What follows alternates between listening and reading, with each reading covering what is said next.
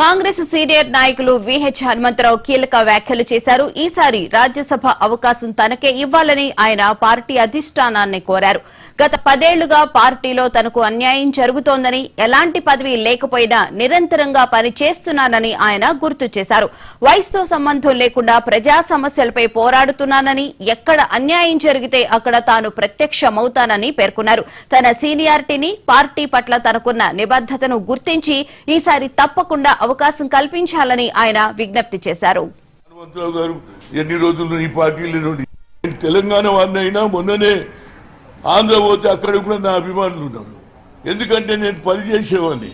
ఎక్కడ అన్యాయం జరిగితే అక్కడ పోతా, న్యాయం గురించి కొట్లాడతా. ఎక్కడ కూడా నేను సంపాదించాలంటే సగం హైదరాబాద్ నాది ఉండే, కానీ నేను ఏంటంటే డబ్బులకు ఆలోచన చేయలే.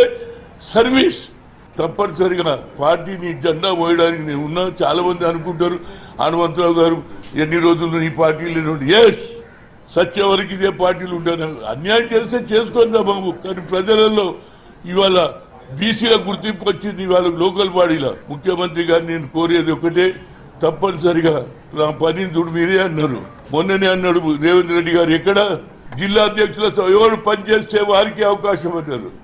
అదేవిధంగా మీనాక్షి నటరాజన్ కూడా అదే అన్నారు. నేను పని చేస్తూనే ఉన్నా, నేను కావాలని అడగడానికి కాదు, తప్పనిసరిగా నా ఎబిలిటీ, నా పని, నాకున్నటువంటి ఆలోచన ఎప్పటి కూడా ఏ పేదవానికి అన్యాయం జరిగితే పని చేయడానికి నేను ముందుకు పోతాను. ఎక్కడ అన్యాయం జరిగిన గతంలో ఈ 10 ఏళ్లలో అందరికంటే ఎక్కువ కేసులు నా మీద, నేను 16 కేసులు పెట్టిన మీద నమ్మికున్నది హైకమాండ్ మీద. అదేవిధంగా రేవంత్ రెడ్డి, మహేష్ కుమార్ గౌడ్ మీద నాకు నమ్మికుంది. తప్పనిసరిగా చాలా మంది ఫోన్లు చేస్తా ఉన్నారు, అలా ఏమైతుందో నీకు ఎందుకు ఇయ్యారు, నువ్వు ఇంత కష్టపడతావని కార్యకర్తలు అడుగుతున్నారు. కాబట్టి కార్యకర్తలకు నేను ఒకటే రిక్వెస్ట్ కూడా, బాబు పని చేద్దాం, అది హైకమాండ్ మీద వదిలేద్దాం. తప్పనిసరిగా మనకు న్యాయం జరుగుతుందని. ఎందుకంటే నా పనితనం నా పుస్తకంలో కూడా రాశాను. నేను నా లైఫ్ హిస్టరీలో ఎవరికి అన్యాయం చేయలేదు. నేను అందరికీ ఏదో ఒక పదవి ఇచ్చిన.